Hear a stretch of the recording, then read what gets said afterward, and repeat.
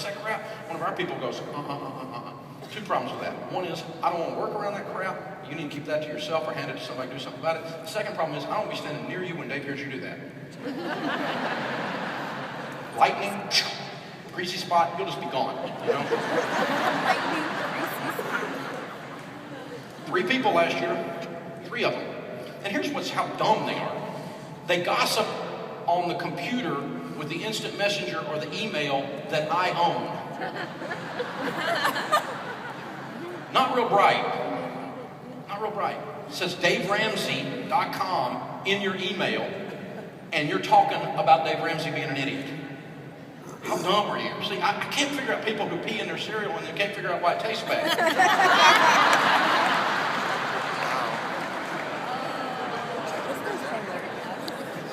If you think I'm a doofus, go work for somebody who's not. It's okay. If you think I'm not a good speaker, go listen. You don't like me on the radio? Turn the dial. Okay? But send me a 2-page hate mail and I've never met you. Like, I bail that stuff. We use it for firewood. I'm not listening to that. I'm accountable to people who are in my life, not distant haters. And internal haters that I give money to feed their children, I have 0 use for. You'll leave the building. Let me just tell you, it's so nice in there. Is it perfect? No, we're not perfect. We have to talk about it occasionally, and it's messy in staff meeting, and but we just go, we don't do that here. We're about serving people and serving each other and helping and lifting and doing good. And we ain't got time for all this negative stuff. You got a problem, come in my office, I'll help you solve the problem. Or maybe we'll just decide you got a problem. But somewhere in there, at least it'll get handled. But don't discuss it with everybody else. Have you ever had a sales meeting with the team and then you leave and they have another sales meeting? Once. And I'll clean house. I was doing this for any of y'all got here. I'll be doing it after you're gone, so you better get on that line. We don't gossip. You better sit down and hang out, and we got stuff to do. I mean, think about how much work I got to do. I get people out of debt. I mean, me and Jenny Craig, we got a big job.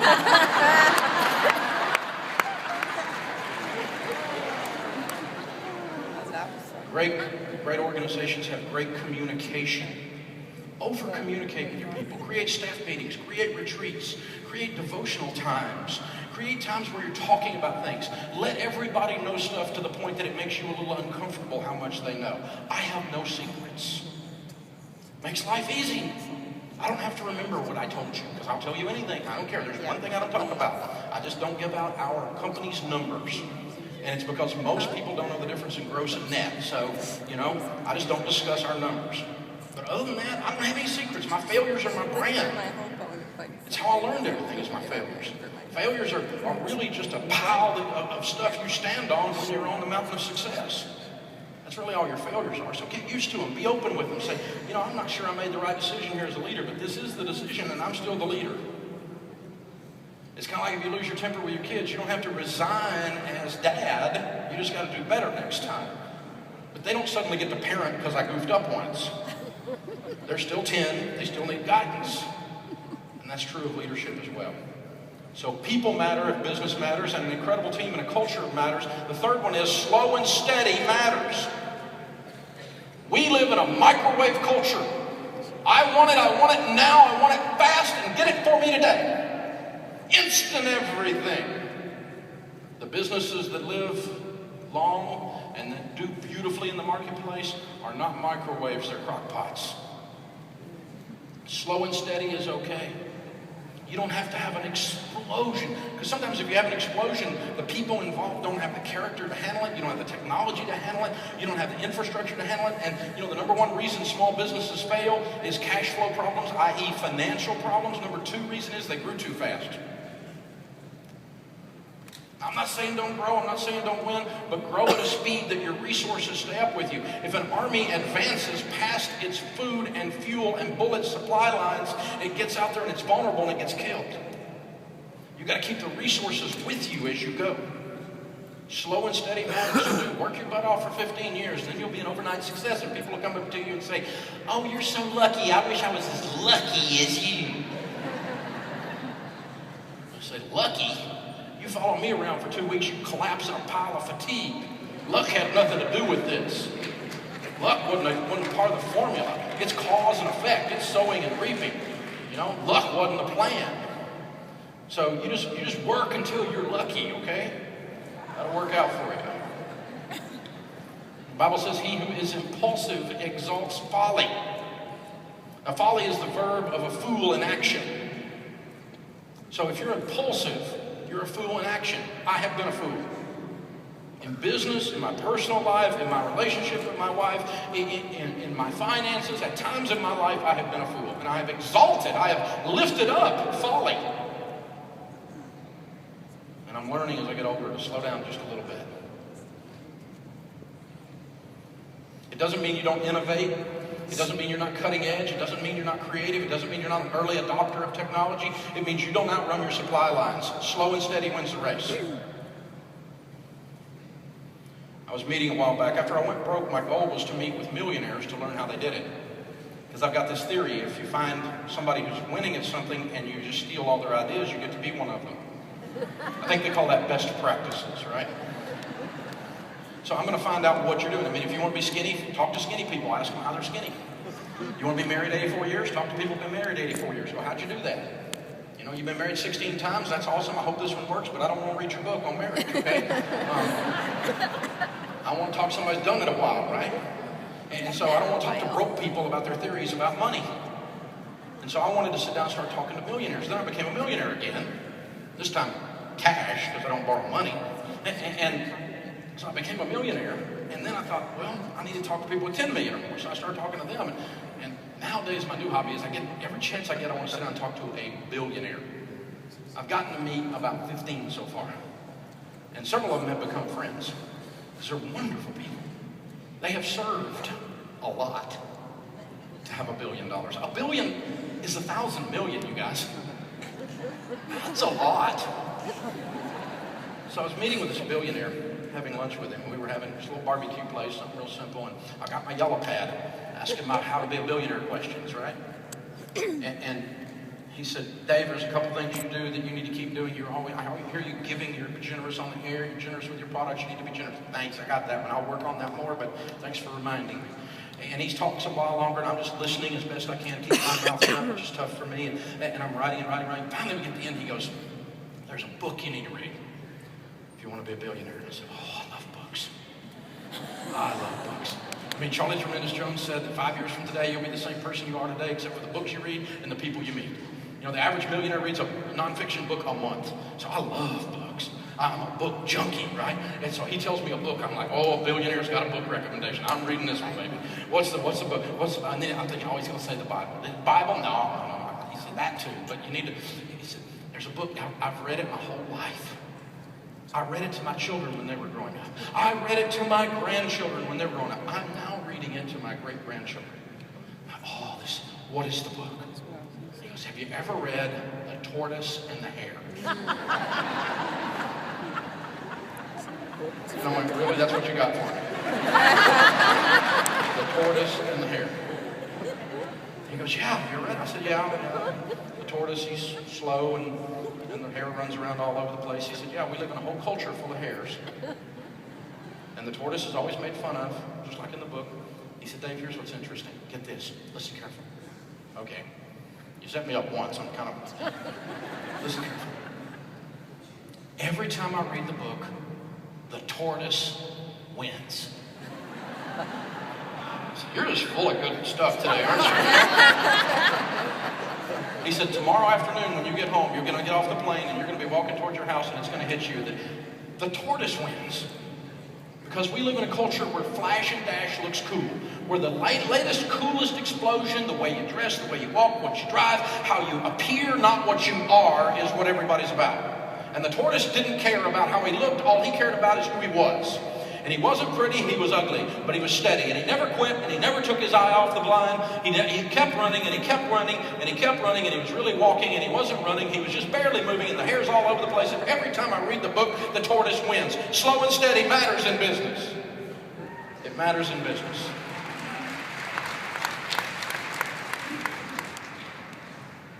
When the market turned down, y'all remember that, right? It just happened the other day. Guess who's in the room today? The vast majority of you that are in this room that were in the business prior to that market turn down, you have the heart of the tortoise.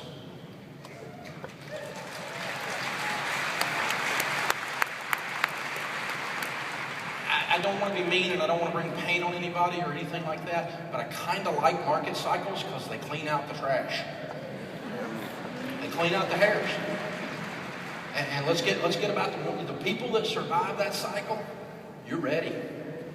You not only gobbled up more market share, but you became strong through that tough time. You strengthened your muscles. You changed, and you have the heart of the tortoise. It's not a sprint, folks. It's a marathon. And so when the market turned down, we're sitting there, we're fine. Our sales have gone up. They've not gone up as much during the downtime. They're starting to return right now. We used to have this theory that we help broke people, so if there were more broke people, we'd make more money. It's not true.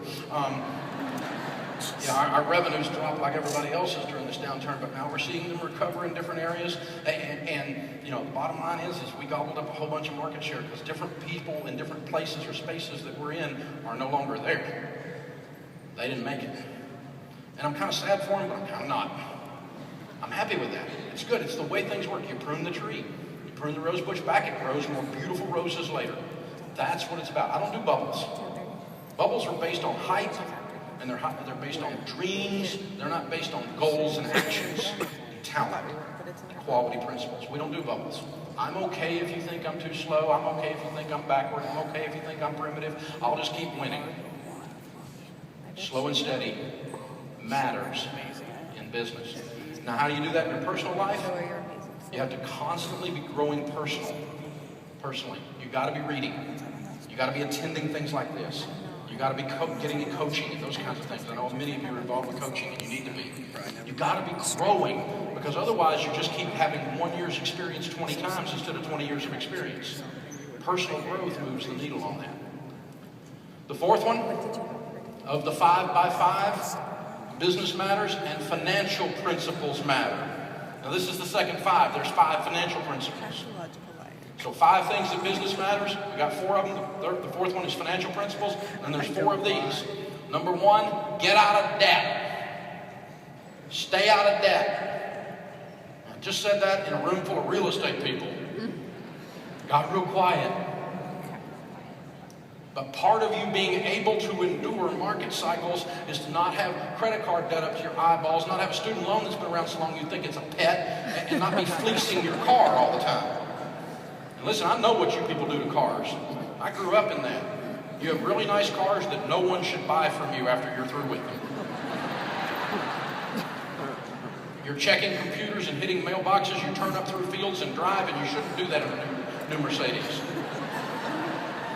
Yeah, I grew up with you. I know how it is. Never buy a car from a realtor, ever.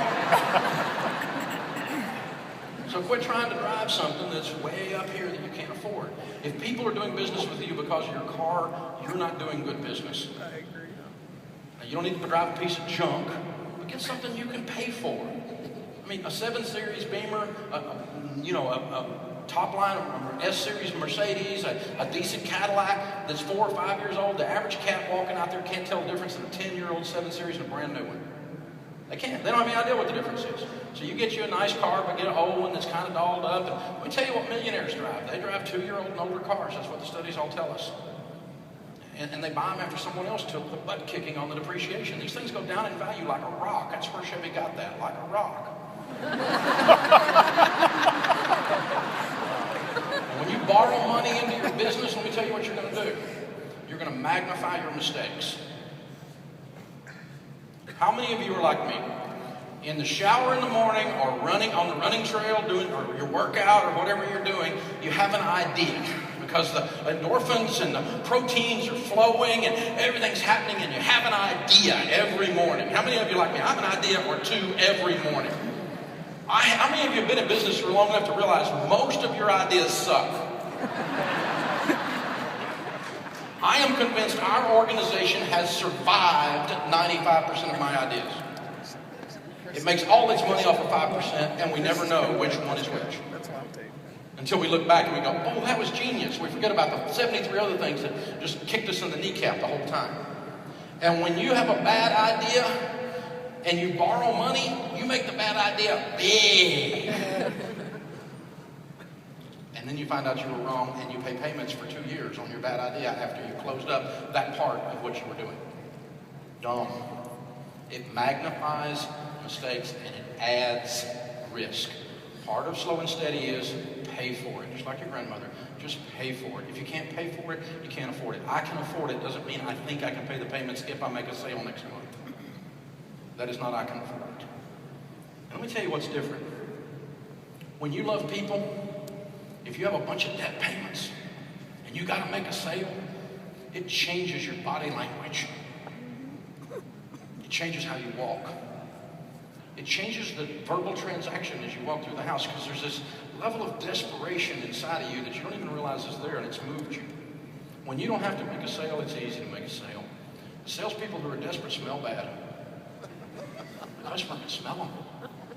You've run into them. Somebody's trying to make a quota, somebody's about to lose a job if they don't make that sale, and you happen to, God help you, walk across their path in a retail environment, and they, you look down going to the car and they're hanging around your leg. They're desperate. They're desperate. Oh, I'm not desperate, I can control it, and I play poker. No, you don't. I mean, you're kidding yourself. People who have peace, it shows on their countenance. People who are in a solid situation. They're predictable. You feel it when you're in their presence. Your spirit interacts with them. You know that they're okay. But when you sense a neediness on them, it causes you to put up your shields. When the deal might have been good, the person bringing you the deal is scaring you. And that's what debt does in your world. Get out of debt. List your debts smallest to largest. Pay minimum payments on everything but the little one, and attack the little one with a vengeance. Make part of your goal setting, knocking off these debts. Boom, boom, boom, boom, boom, boom. We have families that are paying off $50,000, $75,000, $100,000, $150,000 in 1, 2, 3, 4 years when they make that their goal, that focus.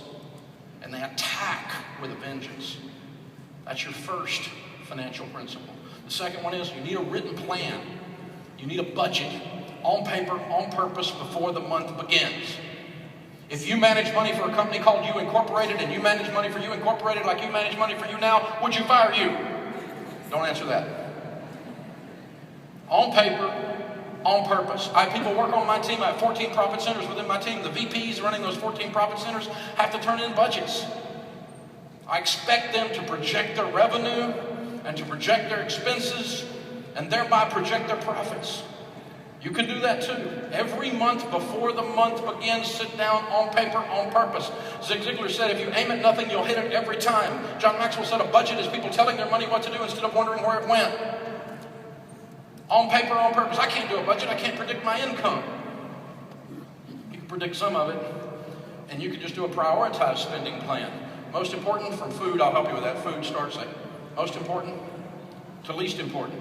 And as you make money that month, go down the list. You've still got a budget. It's a written plan. And if you're married, be in agreement with your spouse.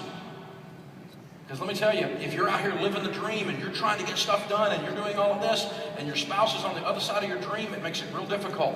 When they're with you on the budget and they see that as the money comes in, we as a family are meeting our goals, you're not feeling real good, they'll give you a little Theraflu and kick your butt out the door and say, hey, get out there, we got to hit these goals. Your spouse becomes your cheerleader then, not your opposition. When we have shared written goals called the budget. On paper, on purpose. And I'll tell you, you may not be like me, but I'll tell you how I was for a long time. And I told you earlier, I was cut out of the same cloth that some of you are. And so some of you this may be, but it was me for sure. For years, I didn't do this stuff. Obviously, I went broke doing it wrong.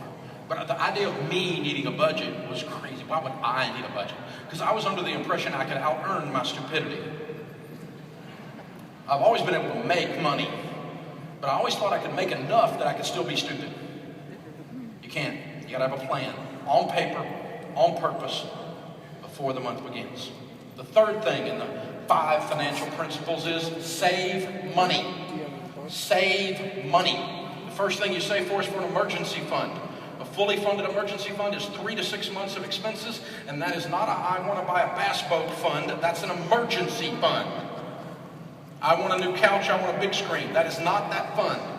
This is for emergencies, 3 to 6 months of expenses. Now, follow me with this, track with me on this. If you were hiring someone in a market center and you're one of those leaders and you're hiring an agent to come in and be on your team and to work with you, if they're sitting there with no payments at all, except the house payment maybe, and they're sitting there with $25,000 in the bank, or you interview Duber over here who's got $56,000 in credit card debt, 2 car payments, and a student loan that's been around so long you think he's a pet, who's going to do better?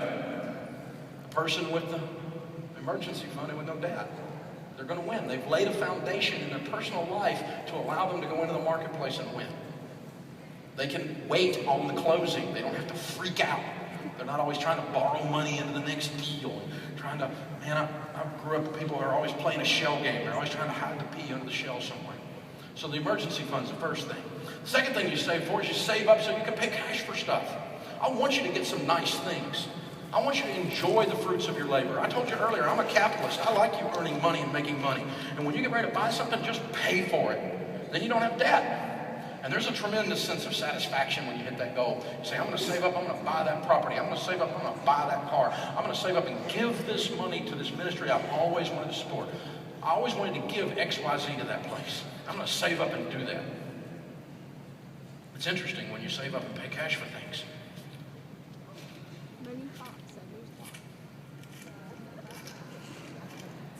You put 10 $100 bills in your pocket and carry them around a little while, Uncle Ben becomes part of the family. Uncle Ben. Then you get ready to go down to the Best Buy and they got the big screen and you're going, Ben, I'm sorry, man. I'm gonna put you out for adoption. You have a moment there, don't you? Right? Because when you spend cash, it hurts. It activates the pain centers of the brain. When you spend plastic, it does not activate the pain centers of the brain. So you spend less when you spend cash. And you'll be willing to ask for a deal. I was in there the other day walking around. You get waited on if you do this.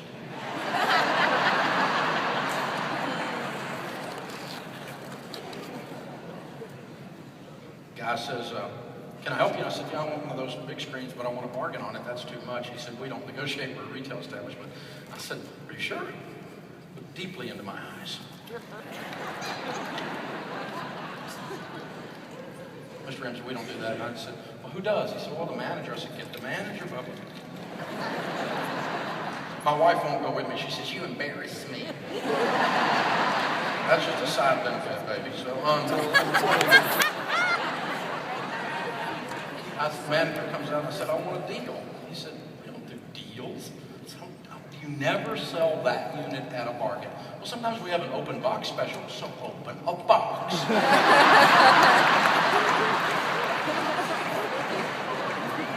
I'm standing there in Best Buy and he's going, we just don't. I said, you know what happened to Circuit City, dude? They're gone. I mean, really, I'm standing here with money. You need to take my money. So, it didn't work, but I was going to say, they will not do that. Sometimes it works too, doesn't it? You know, when you use cash, it just changes the whole transaction. And of course, the other area you save for is your long-term investing. Did you know if you invest only $100 a month in a decent growth stock mutual fund and a Roth IRA from age 25 to age 65, at market averages that you will have about $1,176,000 at age 65.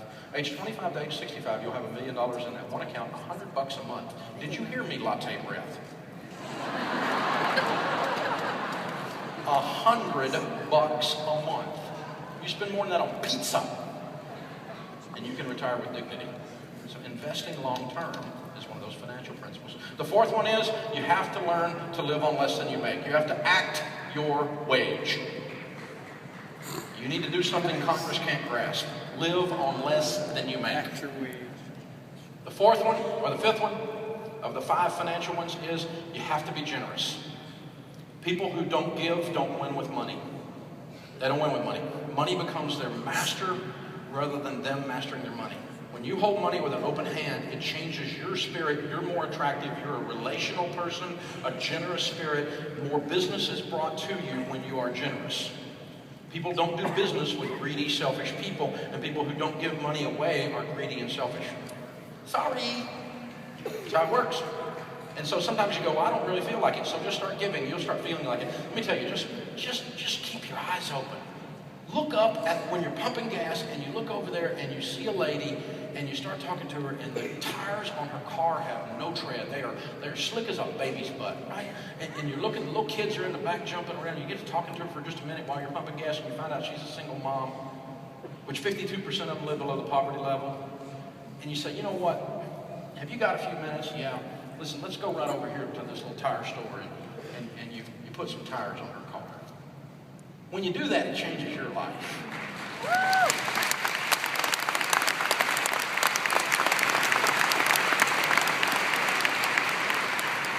You run against people, they're in trouble, and you slip around, they don't even know who did it, you pay their light bill for a year in advance. There's stuff you can do when you stop and bother to be generous. But it changes everything inside of you when you do that, and you'll start to win with money. So, business matters, so people matter. Business matters, so an incredible team and a culture of excellence matters. Business matters, slow and steady matters. Business matters, and financial principles matter, and there are 5 of those. Get out of debt, stay on a budget, save money, act your wage, and be generous. That's our process. So that brings us to the last one. Number 5.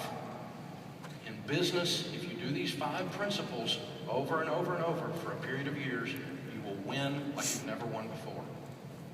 The last one is a higher calling matters. These are all woven together, and in a sense, they kind of all start to sound like the same thing. People matter, a higher calling matters. I want you someday, when you're really old, to drive back through that end of town and show your great-grandkids that couple, it was their first home. That couple, they were just getting started over after a bankruptcy, and we helped them get in that home. That couple, it was their first home. That couple, it was the home they retired in. This is what I do. This is what your grandfather did. This is what your grandmother did. You need to be able to tell your kids this, because what you do matters. What I do matters. And if you can't figure out that it matters, you're just doing it for money, get out of the business. KW doesn't want you in the business, and I don't want you in the business. You got to see it as a higher calling.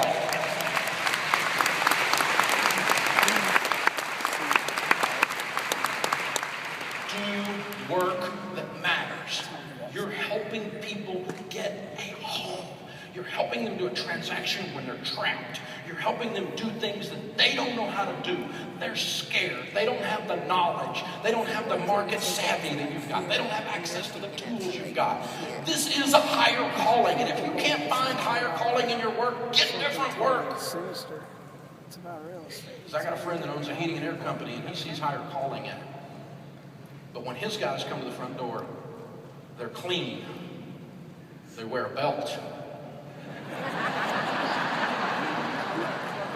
They put little blue things on their shoes like they're going into surgery to come into Sharon Ramsey's house. Their uniform is pressed and tucked in. It has their name on it. And they address her as Mrs. Ramsey. And she's safe. In our home to fix our heating and air. He sees that as a calling. He's unbelievably profitable. He sees it as work that matters to make sure that families are cool and warm. I think it's work that matters. And I don't mind giving him a certificate of appreciation when he takes care of my family.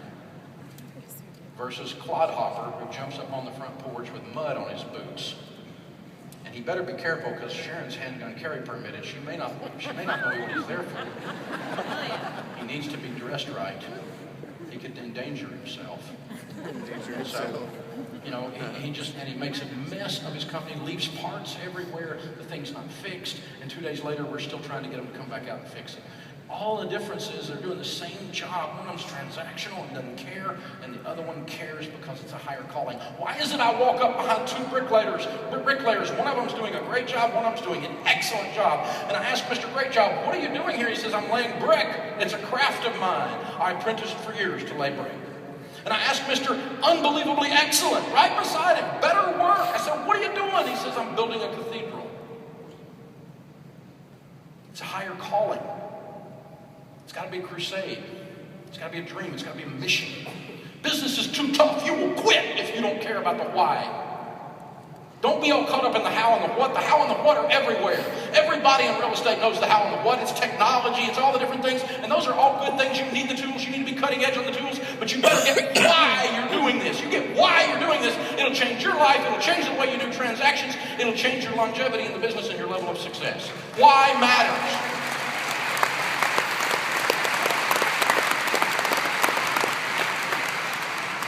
If you're not doing it for the why, you'll quit when it gets rough. If you're just doing it for the money, it gets old. Let me tell you, money's good. Get you some. I'm good with that. Money's fine, but you eat enough lobster, it tastes like soap. Go on enough cruise ships, eventually you end up on one of those, you know? Oh my gosh. Get you some money, get you some nice stuff, but you'll catch on pretty quick once you do that. The money's just not enough. You gotta be doing it for the why. The reason I'm here is for the why. Sharon and I, God has blessed us, we've won financially. We love teaching and lifting and moving the needle in people's lives. One of the reasons we decided to do this was we knew we could interface with you guys. We have enough in common with you that we could move the needle for you. And that you could take these 5 key principles of business and then it would work for you. The why matters. A higher calling matters. Well, I got to tell you, it has been fun to be with you today. As we close up, I want to tell you this. There once was an old man on the side of the mountain. He was known far and wide as being able to answer any riddle. There were 2 young smart alecks down in the valley, and they decided they were going to trick the old man, and their plan was to capture a small bird, and they were going to ask the old man, is the bird alive or is the bird dead? Now, if the old man said the bird was alive, they would crush it and kill it. Yuck. And if the old man said the bird was dead, they'd let it go, and either way, he would be wrong, and they had him. So right with their plan, they get up early one morning and they capture a small bird. And as the mist is rising off the side of the mountain, we see them going up the mountain trail to the old man's house, and they knocked on his door. He came out to the door in his cane. They said, tell us, old man, what do we hold in our hand? And he said, I perceive from the fluttering and the chirping that you hold a small bird. Right you are, old man. You are as wise as all have said. Now tell us, old man, is the bird alive or is the bird dead? And the old man, he thought for a moment, if I say that bird is alive, they'll kill it. And if I say that bird's dead, they'll let it go. And either way, I'll be wrong. He thought for a moment more. And with the wisdom of the ages, he raised his eyes to meet theirs. And he said, the bird is as you will it. It's up to you. Now, I've laid out 5 key principles here that I've lived in business for 20 years. They're causing us to have inordinate levels of success in the space that we're in. We are winning. We're having fun winning. We're loving each other well while we're winning. And I am going to challenge you to go and get those 5 principles and install them into your business. Go in and start talking about how we're not going to have gossip and how people matter and they're at the center of our deal and how we do function in a higher calling. Start talking about that and living that in ways maybe you haven't before today. I know many of you do great jobs in those things. Your organization, our organization, we share a lot of the same value system. And so I know you're already there. But I want to just give you a little bit of a fine tune. Because I'm done and I'm going to go home. And now you're going to go win. It's as you will it. Thank you guys. You're awesome.